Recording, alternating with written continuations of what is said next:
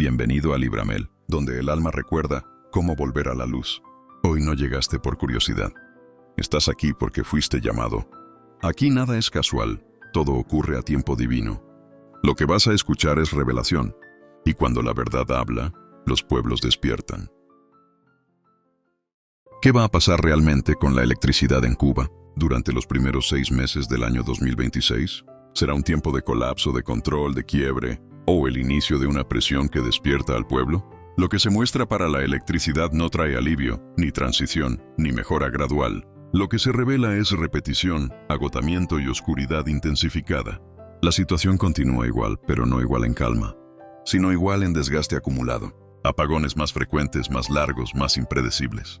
La gente no solo se queda sin luz, se queda sin ánimo, sin descanso, sin respiro emocional. Se siente el abandono, la sensación de estar a la deriva, como si nadie escuchara, como si nadie respondiera.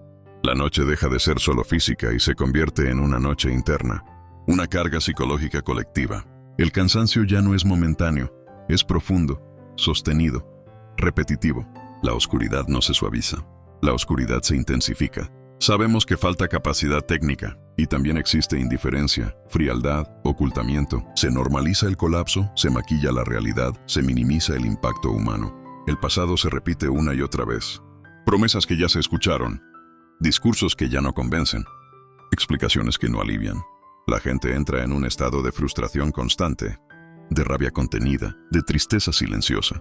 No aparece la esperanza aquí, no aparece la solución, no aparece el alivio. Lo que aparece es fracaso, quiebre, desesperación y el paso obligado por una noche oscura del alma colectiva. La electricidad se convierte en símbolo. Cuando falta la luz afuera, se revela cuánta oscuridad se ha permitido adentro del sistema. ¿Qué va a pasar real y verdaderamente con la salud en Cuba durante los primeros 6 meses del año 2026? ¿Habrá mejora, alivio, recuperación o continuará la mentira sostenida sobre el dolor de un pueblo? Lo que se revela en la salud no es progreso, es escenografía. No es sanación, es relato fabricado. No es avance, es fantasía repetida. Durante estos primeros 6 meses de 2026 se insiste, una y otra vez en el mismo discurso.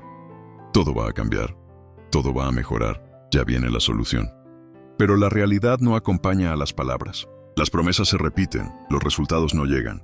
La salud se convierte en un espacio de deslealtad institucional, donde se anuncia abundancia mientras se vive carencia, donde se muestra orden mientras se respira colapso, donde se habla de control cuando en realidad hay quiebre interno. La población percibe claramente la desconexión entre lo que se dice y lo que se vive. Medicamentos que no aparecen, tratamientos que se interrumpen, cansancio acumulado en el personal y pacientes que cargan no solo con su enfermedad, sino con el peso de la incertidumbre. Hay engaño constante, sostenido en el tiempo. Información maquillada. Cifras que no reflejan el sufrimiento real. Discursos que buscan calmar, pero que terminan generando más rabia y desconfianza. La salud no cae de golpe.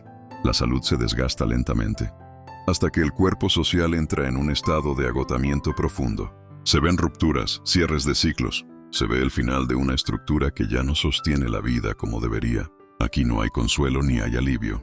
Aquí hay verdad cruda. La salud se usa como discurso, no como prioridad. Y cuando la verdad intenta abrirse paso, lo que aparece es choque, resistencia, colapso. Además de la mentira sostenida y del colapso silencioso, aparece algo más grave. La manifestación de nuevas enfermedades, rebrotes que no se explican con claridad, padecimientos que no se nombran como deberían. No se trata solo de enfermedades conocidas que empeoran, sino de nuevas condiciones, síntomas distintos, cuadros confusos, que comienzan a circular sin información clara, sin prevención real y sin respuesta transparente. Estas nuevas enfermedades no se anuncian con verdad. Se minimizan, se fragmentan, se esconden bajo otros nombres. Se habla de casos aislados, cuando en realidad no lo son. El cuerpo del pueblo empieza a resentirse de formas nuevas. Agotamiento extremo, afecciones que no sanan, recaídas constantes y un miedo silencioso que no se dice en voz alta, pero que se siente en los hogares. No hay preparación, no hay honestidad, tampoco protección real. La salud entra en una fase más delicada porque la información no acompaña a la realidad. Y cuando la verdad no circula, la enfermedad se expande más rápido. Esto no es pánico, esto es advertencia. ¿Qué va a ocurrir con el proceso de despertar espiritual del pueblo cubano, dentro y fuera de la isla? Durante los primeros 6 meses del año 2026, ¿seguirá el adormecimiento? ¿O el alma colectiva cruzará un punto de no retorno? El despertar no llega como luz suave, llega como ruptura. Primero hay caída de estructuras internas, creencias, miedos heredados, lealtades impuestas, silencios aprendidos. Muchos atraviesan un quiebre personal profundo, una sacudida que obliga a mirar la verdad sin anestesia. Se pierde la falsa seguridad, pero se gana conciencia. El pueblo entra en un estado de juicio interior, no hacia afuera, sino hacia sí mismo. ¿Qué acepté? ¿Qué normalicé? ¿Qué callé? ¿Y qué me hice creer para sobrevivir? Aparece la sensación de encierro mental, de cansancio del alma, de haber vivido demasiado tiempo esperando. Pero ese cansancio no paraliza, empuja. Empuja a cuestionar, a hablar distinto, a pensar distinto, a reconocerse como parte de algo mayor. Dentro de la isla, el despertar es silencioso pero firme. Se manifiesta en decisiones pequeñas que ya no se negocian, en límites internos, en una dignidad que no vuelve atrás. Y fuera de la isla, el despertar toma forma de identidad. Dejar de huir emocionalmente, reconciliar raíces, unir memoria con propósito. El pasado regresa, no para encadenar, sino para cerrar ciclos. Hay duelo y tristeza por lo perdido. Pero también hay integración. Lo vivido se transforma en fuerza. Surge una energía de liderazgo natural entre la gente, no impuesto ni organizado desde arriba. Es liderazgo que nace del ejemplo, del trabajo constante, de la coherencia. El pueblo empieza a reconocerse como comunidad, no solo como individuos dispersos. Se fortalecen los lazos reales, el apoyo mutuo, la colaboración práctica. El despertar se traduce en acción consciente. Aprender, crear, sostener, construir. Hay tentaciones de volver atrás, de ceder, de distraerse. Pero algo ya cambió. La conciencia. Se consolida una madurez emocional colectiva. Más claridad mental, más intuición afinada y, por supuesto, más trabajo interno sostenido. Este despertar no es euforia. Llega con responsabilidad y culmina en una decisión íntima, compartida por muchos. Dejar atrás lo que ya no sirve y caminar hacia un nuevo ciclo con los ojos bien abiertos. ¿Qué ocurre realmente en el proceso espiritual de los gobernantes durante los primeros 6 meses del año 2026? ¿Existe arrepentimiento verdadero? ¿O persisten en el orgullo, la indiferencia y la negación? Lo que se muestra no es arrepentimiento pleno, es resistencia interna. Hay cansancio, desgaste, hay conciencia de que algo se ha roto. Pero esa conciencia no se traduce en humildad, sino en control, en cierre, en defensa del poder. Por momentos intentan mostrarse equilibrados, moderados, incluso conciliadores. Pero es una imagen hacia afuera. Por dentro, el miedo a perderlo todo sigue mandando. Aparecen intentos de recomenzar sin asumir responsabilidad. Cambiar formas, discursos, caras, sin cambiar el fondo. Eso no es arrepentimiento, es estrategia. El golpe interno es fuerte. Hay quiebres, sorpresas, sacudidas que no esperaban. Pero aún así, el apego al poder, a los privilegios y a la imagen pesa más que la verdad. Se ve frialdad emocional. Se ve el corazón cerrado y se ve cálculo. Algunos sienten culpa, otros vergüenza, otros temor. Pero el arrepentimiento verdadero, ese que reconoce daño, ese arrepentimiento no se ve. Hay movimiento para salir de una situación incómoda, no para transformar el alma. La espiritualidad, cuando aparece, es usada como discurso, como símbolo, como fachada, jamás como conversión. El juicio está presente, no como amenaza externa, sino como peso interno que no se puede silenciar. Siguen avanzando con impulso, con prisa, con decisiones que buscan escapar del colapso para no enfrentarlo. La confusión mental es profunda y la intuición está nublada. Se oye la verdad, pero no se obedece. No hay rendición. No hay reconocimiento del daño causado. Hay negación sostenida y orgullo que se defiende hasta el final. Cuando un pueblo despierta y quienes gobiernan no lo hacen, la historia entra en un punto irreversible. La luz no se detiene porque alguien cierre los ojos. La verdad no se anula porque alguien la niegue. Y el juicio no siempre cae de golpe. A veces se manifiesta como pérdida de control, de rumbo y de sentido. Cada cual elige desde dónde atraviesa este tiempo, con conciencia o con resistencia. ¿Cuál va a ser la reacción real de la comunidad internacional ante los abusos de los gobernantes cubanos contra el pueblo durante este ciclo que se abre? La reacción no comienza con confrontación directa.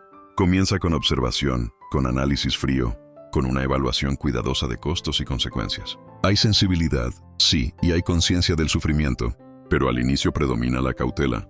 Se ve un cansancio acumulado.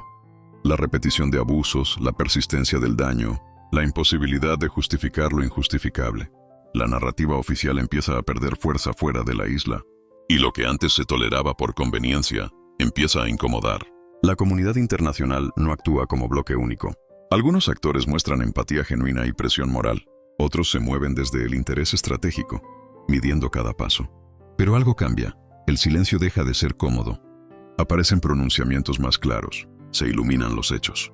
La realidad se expone con más nitidez, y eso obliga a posicionarse. No todos lo hacen con valentía, pero ya no pueden fingir desconocimiento. La justicia entra en escena de forma gradual. Investigaciones, revisiones, condicionamientos, límites. No como castigo inmediato, sino como cerco. Un cerco que aprieta despacio, pero con dirección. Hay intentos de mediación, llamados al equilibrio, búsquedas de salidas ordenadas. Sin embargo, cuando los abusos continúan, la paciencia se agota. La imagen internacional del poder se fractura y el costo político aumenta. Se produce un quiebre. Lo que estaba sostenido por acuerdos tácitos empieza a caerse. Algunos apoyos se retiran, otros se enfrían.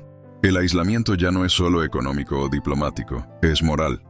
La comunidad internacional no salva, no rescata, no impone libertad desde afuera, pero deja de sostener.